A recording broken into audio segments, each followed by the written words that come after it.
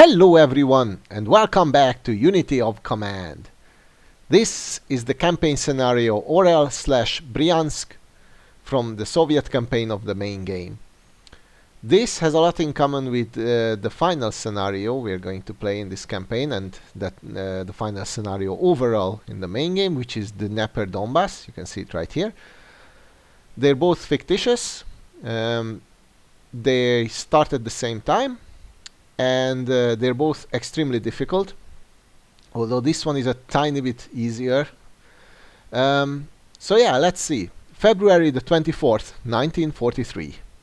Continuing their relentless exploitation, Soviets now seek to crumble the German front completely.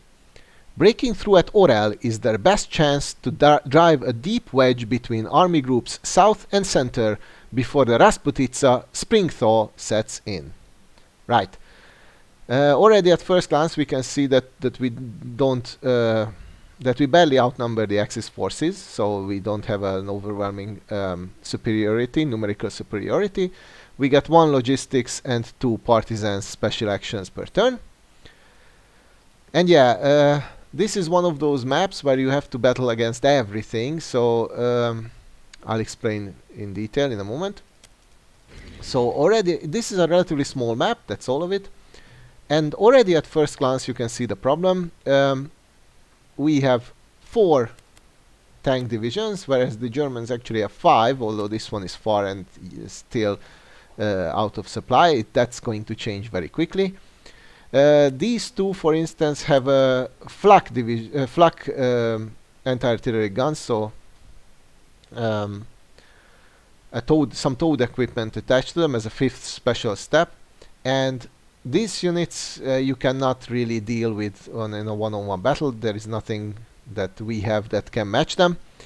A lot of the German units are dug in, or quite a few of them are entrenched.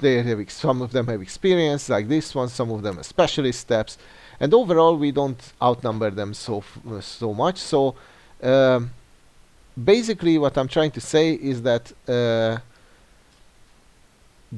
the standard strategy of just bashing our heads through their weak points and crumbling them that way and rolling up the German front line is not really going to happen, but we need to do something similar anyway. The situation is precarious all the while. And yeah, let's check the objectives first. So the first one is Orel. It's in the east.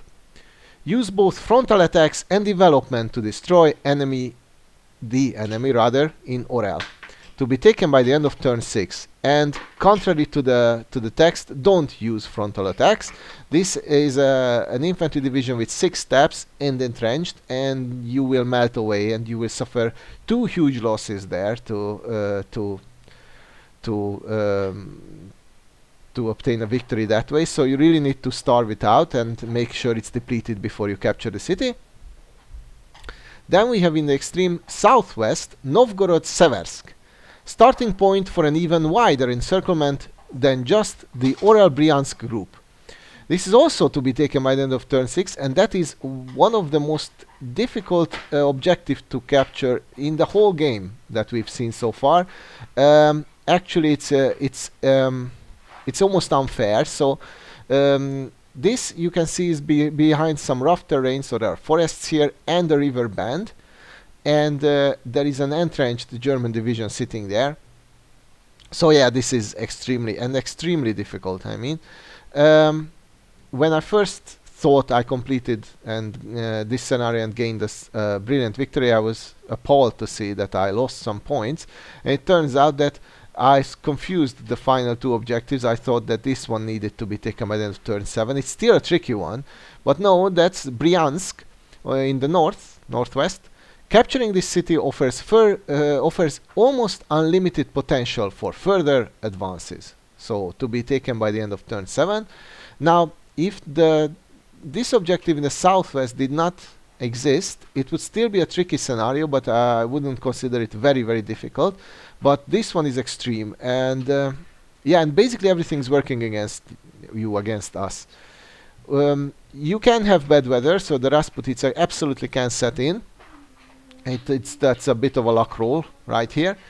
And the terrain is also pretty bad. We are immediately faced with some forests and some swamps, and there is a forest line here, which is, of course, we know to any kind of terrain offers positive advantages or benefits to the defenders, and it also causes supply to flow slower, so that we lose supply on such hexes. So that's all horrible already, and of course we have already talked about the Desna River here, which is protecting the final, well, not the final, but the most difficult objective. But what's really interesting is the supply situation. So we have three supply sources. All of them are on road hexes, which you might think is great, but actually there are two completely separate supply line networks here. One runs from Kursk through Orel to out in the northeast, on the northeastern corner of the map, and we have one supply source on it, which has a range of 3, which is not very strong. We could upgrade it, obviously, but this city you're not going to capture in time, basically, so for quite a few turns. The other supply source is theoretically on road, but it literally almost runs out after the second hex. It goes out of the map. I don't know if it's a mistake, if it should continue, but it has a range of 8, and that starts counting from this hex exactly. We are going to upgrade this pretty often because unfortunately that's our most reliable supply source, and it will reach somewhere around here, until somewhere around here, and we will need to use this to resupply and just attack out of it. We also have a third and final supply source in the extreme north in the middle, also with a range of 3, that is on the road or the supply line hex, which is the main supply route. As you can see, it has a fork, and so this would be ideal for our operations. However, we are going to lose it, and in most cases I've played this map for like 7 or 8 times before I finally got this result, so I know exactly what I need to do. In most cases you will lose this. You simply don't have enough units allocated there to hold it. We will recapture this eventually, obviously, but this is very simple to lose. The AI will always try to capture it, and in most cases it will succeed. The only good thing, the only thing in our advantage, is the only aspect of this whole map, is that the AI only has one supply source. It's on the road, it has a range of 8, so it's an excellent supply source. But if you capture it, and once you capture it and manage to hold it, then of course everything is going to run dry very quick, and then you can win the map relatively easily. That is what you need to do. This is practically your objective, to capture this supply source as soon as possible. And believe it or not, that is going to be captured by this cavalry unit, our only cavalry corps that is available to us. And no, it's not going to rush directly ahead. In fact, it's going to go past, just west of Orel, then north of Briansk, and then it's going to get to the supply source and capture it. So it's going to have quite a story to tell to the grandchildren or whatever, and it will survive the battle. But otherwise, let's take a look at our forces, at D forces. So we have, I apologize, we have 5 tank divisions, and so do the Germans. But so their best tank units are better. So basically, you can only rely on your tank units. This is our best unit on the battlefield, and the infantry units with the specialist steps that have tanks. Those are the best. And we don't receive reinforcements. If I recall correctly, the Germans receive 1 tank division as a reinforcements, but I'm not sure about that. They are either that or nothing. And we already start out with 5 guns to be allocated. That's the only thing we get. So you get to allocate them to as specialist steps to units, which is great. Other than that, we are already faced with quite strong opposition. For instance, this veteran unit that is entrenched has 7 steps. You cannot destroy. Simply, you cannot destroy. We are going to attack it once, and then let it be. We'll have to wait until it moves out of entrenchment or it starts to run depleted. the enemy forces are quite powerful. The infantry is very strong, so it has more steps than we do, because our standard infantry has like 5 steps, 5 or 6, and they also have 6 steps. So and of course the German infantry is superior. They have one motorized division. As I've said, we're talking about the tanks. They have one pioneer, and some weaker units as well, like this infantry division and the Hungarians, which are inconsequential. You know that they are worthless.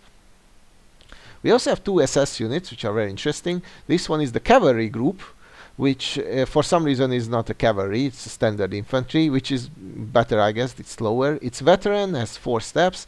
There actually exists an SS cavalry unit type in the game, if you recall. We've seen that already, but for some reason this is standard infantry. And we also have the Kaminsky Brigade, which is an infamous unit made out of local collaborators, so actually Belarusians serving in this, volunteers serving in the SS. This is not a very strong unit. It has 4 steps. Its stats are a bit better than the standard infantry, but this is actually one of the weaker units. And yeah, so we don't have much time. We are faced with huge opposition. The weather can be a problem. Supply is a huge problem. The terrain is inclined against us, kind of. So what's the strategy? Well, as I've said, I've played it a lot of times before I figured it out. And the idea is to use encirclement of relatively smaller unit groups, and then use your chance to capture the supply source. And the way it works is that if it would be probably the best to simply attack towards the west. But if you do that, then the AI is going to reposition its forces accordingly, and it will stop your assault, and then you will not win. So what you need to do is you have to push through here. Exactly here, because this unit is the one that is not in the forest. Of course, you cannot destroy this unit. It's in a forest, and it has a pioneer specialist step. So this one is on a clear ground, not entrenched, and most importantly, there is a gap behind it, and push through. The AI, for some reason, will get spooked, and it will try to hold Orel. That's exactly what we want it to do. It will reposition its units accordingly, and it will actually voluntarily enter this bulge here, which we can exploit later on.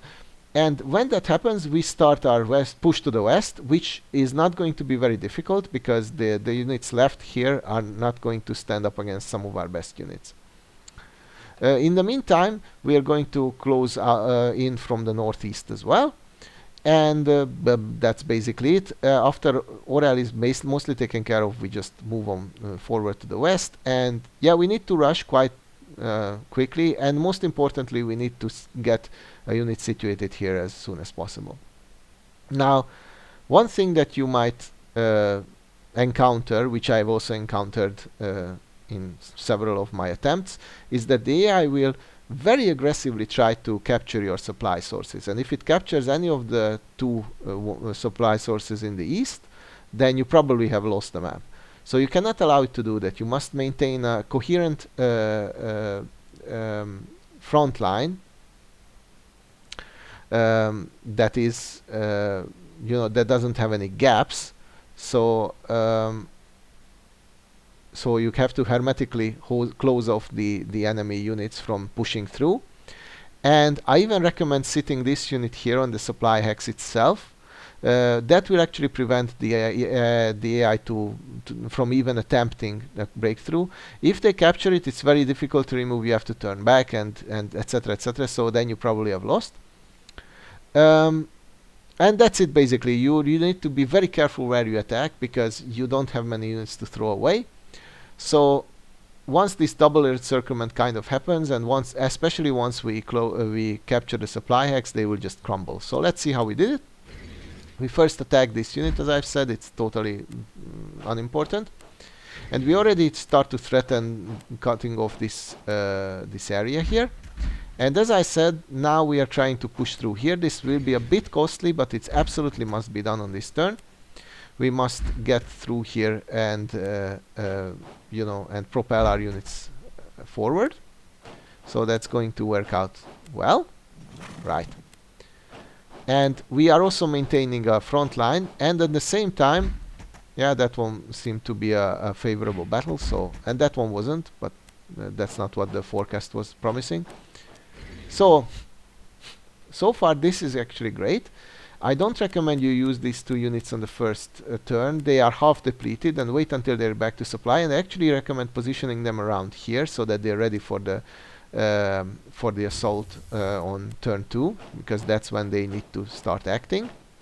As I said, I guard the security, the supply source, and we just close in a bit the gap, and I use the partisans. It doesn't matter which, we only get 2 partisan actions. If we had 3, that would have been great, but this way we can only cut off some of the units, and by cutting them off here, we actually managed to cut the motorized division from supply, so it will run out of steam earlier. That was preferable to cutting off the northern units, and there's more of them here anyway. So that's actually pretty okay-ish. And now I distribute the guns. Distribute the guns at the end of your first turn. They won't be active the next turn. I mean, they will be active on your next turn, rather, if these units are in supply. And there are 2 types of guns that you have received. One of them is the anti-tank gun. We all know this to be one of the most useless specialist steps. But we also received the infantry gun, which is excellent. So I recommend putting them on tanks, actually. And you can use the AI guns on any other unit. I put them on these ones because they were the ones facing the AI's tank divisions. So I was thinking that if they stay here or something, then we can make use of them, but that wasn't the case. Alright, it's turn 1 for the AI, and it's immediately going to start an offensive to capture our supply source, and it will succeed. Yeah, because our unit retreated after 1 KIA, unfortunately. And yeah, as you can see, this is quite a stable little force they have here. They are bunching up around Orel for some reason, so that is a suicide move, but we are very happy that they voluntarily walk into a trap. And as I've said, they also make up a cohesive front line in the west, just as we expected. And yeah, that's basically it. They don't achieve a breakthrough here. I don't think that would have mattered much, but they would have tried to go for the supply source. And yeah, we suffer losses. This is inevitable on this map, unfortunately. A one-on-one trade is okay. It's obviously, that's great. Alright, after a bit of more reshuffling, the AI hands over, and of course entrenchment hands over the control to us. And this unit is already out of the capability to attack, but that's fine. We want to close off these units now, and we actually want to make sure they cannot escape, which is a bit trickier than you would think. On the other hand, we also want to break through here. These 2 units are relatively easy to push through, so this is a good avenue. This would be also great to remove. It's just 1 unit standing here, and then we could, just propel ahead. Anyway, this front line doesn't seem that hot, so we could remove at least quite a few of these units. Be careful about the terrain. So these units are sitting in forest hexes, forest and marsh hexes, respectively. So they get some defensive bonuses. And I will remove this unit to the east so that it guards the main supply source in the northeast. I will put it in some in a forest hex where it will stand its ground. And this one I'm actually sending on an adventure, so to advance. And interestingly, it will survive the battle, even though it will lose all of its steps to suppression. So let's see what happens. First we push through. This is in the swamp, but that's not a great asset, so it's not a great bonus for it. We sit in the swamp now, and we push through at the weak spot, just as I predicted we would. And now we rush ahead. This is actually pretty good, okay-ish, because we are the supply is coming from the north, so obviously everything, as of this moment, everything is still in supply for the Axis. But the more we threaten, the better. And we're also threatening to cut off with this unit. That was the original plan, to rush ahead and capture the main supply source. That didn't happen, but more on that later. Alright, always reorganize weakened units. Don't be afraid to do that. You can attach them to your excellent units with the specialist steps. And we lose a specialist step on this attack. I was very disheartened by it, but we don't care. Let's remove this unit now. And as I said, make the gap small, or make rather the pocket small. So tighten the gap, or tighten the noose around these units. Some of these won't be able to attack the next turn, so that's great. And I also moved back this tank unit so that it will be in supply. Obviously our supply runs up until this tank because it's on the road hex, so that's also great. We are not going to do much more offensively here because these enemy units are great. And here is the cavalry rushing forward. The idea was, as you can see, to cut these units from supply, and that worked out splendidly. So now, as of this moment, these ones are in supply, and of course the ones sitting in the western victory axis are in supply. But the I would say two main forces of the enemy units are already cut off, and we're only at turn 2, so that's great. Now we attack with the infantry gun. That's always a good idea. We're also going to cut this one off with the second and final partisan action. Now these units also don't get resupplied, which will directly affect this, and of course it's great for the long run. So it's only these two units on the front line and the defenders around the victory axis that are in supply. This is something great. This is what you must strive to achieve as soon as possible. Otherwise the AI will grind you down simply. Simple as that. And at first I didn't want to attack, but then I realized that we might be able to remove this unit and thereby shorten our our front line a bit. That worked out okay-ish in my opinion. So this is the final setup. I moved this unit out to advance to help out because I know that the AI probably won't be able to mount a successful assault here. As I've said, these 3 units won't be able to attack, so it's down to just a handful of units here. All right.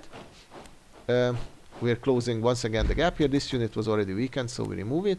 This unit sits in the forest, so once again we're not going to attack it. And as a final action, I actually upgraded this supply source rather, so that the road is now 4 supply strong, which means that it's pretty much everything around here is in supply, so it's all good. And later on it can help us as well.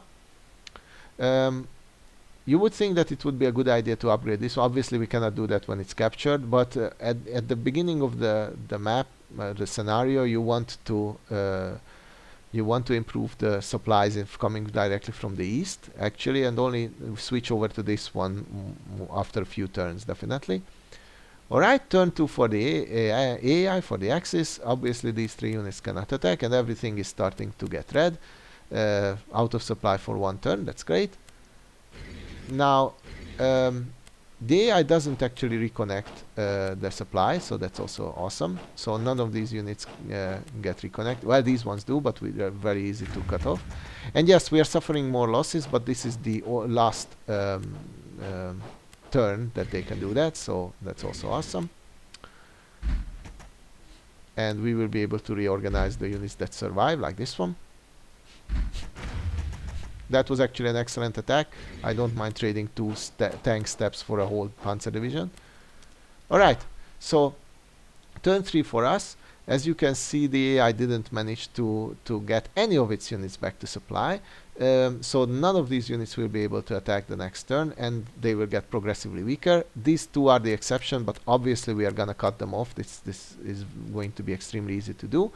On the other hand, it blocked this unit from advancing, so I could either push ahead or pull it back to supply. I didn't want to risk one of my better units, so we are actually going to make a retreat, and that's why we are going to send this cavalry corps to do the dirty job. So let's see how we act. Alright, we reorganized the depleted units, which is fine. All of them, so we can put them to better use. And yep, that's a defensive measure. Let's remove the cavalry group and still progress so that we threaten once again. At this moment I was still thinking about sending this unit to the AI supply source. Now these units are also cut off, so they definitely won't be able to attack the next turn, and this one is going to die actually, so even less of a chance. And yep, we are just removing what we can. I think we can destroy this unit. Yes, and we sure do. Yep, bang. Alright, let's destroy the Hungarians to accumulate some some experience. And my thinking was that if we just stall these units, or if we just keep them here, bottled up here, then eventually they run out of steam and they'll be easier to destroy. And that's also working out relatively well. So almost all of our plans are working out, with the exception of the enemy supply source. I wanted to capture it by this time, but it still hasn't happened. All right, so we're just basically picking up the front line here. So that's the idea. We'll stop them. They cannot push through. There is no way these units can just march through our units. The gun will get back in supply. It's not a very strong one, but it still confers a bit of defense to this unit. All right, let's remove those units here that we can, that are easier to destroy. The infantry, I mean, mainly, and yeah. But also even the infantry gun actually helps out with even against tanks. It's a bit less, so it's a bit weaker, but still something. So we destroyed one of their final panzer divisions, and obviously this area is now small enough so we can create a bulge like this. And so this is fine. It's not a full encirclement. Of course, they can move out in the back if they want to, but they won't reach back to their supply lines, or at least I don't think so. They won't remove this unit, so the other two simply won't reach that. So I'd say that we are fine with the main battles, but we still have quite a way to go until we can capture the final victory axis. So that's something. And so let's send this. Let's switch strategies and let's send this cavalry unit forward.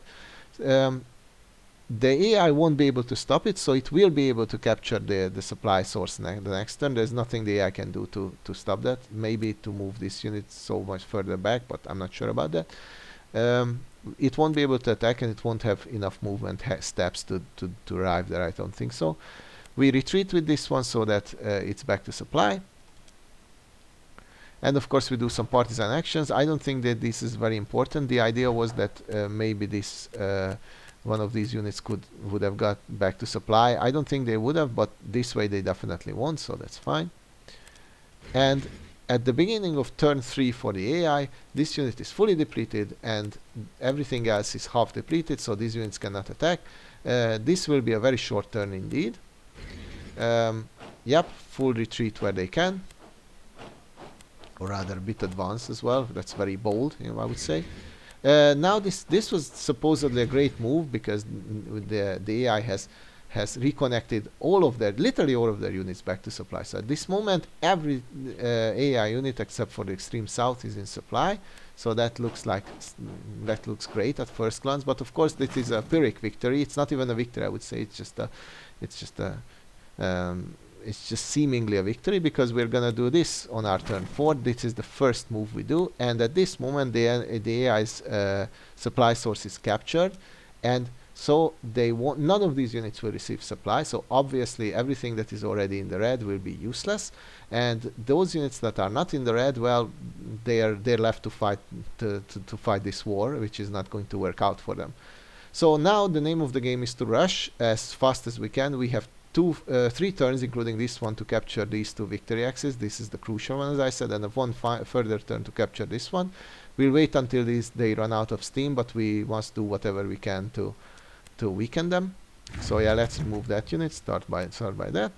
Let's remove the Hungarians, overrun them obviously, and let's recapture our supply hex, which worked out well again.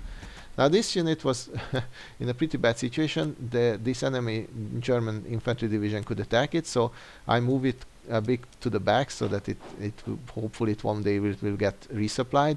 Nothing else is threatening it apart from this one unit, and it's in the forest, so I was hoping it would at least survive or something like that. And yeah, regarding the totally depleted units, we can just remove them. They are not a threat. And yep, and we are becoming quite powerful. This turn I didn't want to upgrade that supply source in the north, because we could still lose it, and besides it's not doing anything. So out of the 2 I was contemplating, but the southern one seemed to be more important, so we can continue with our advance in the south, and that's something. Going back to supply, and we are sitting at the edge of supply, so that on the next turn we can advance.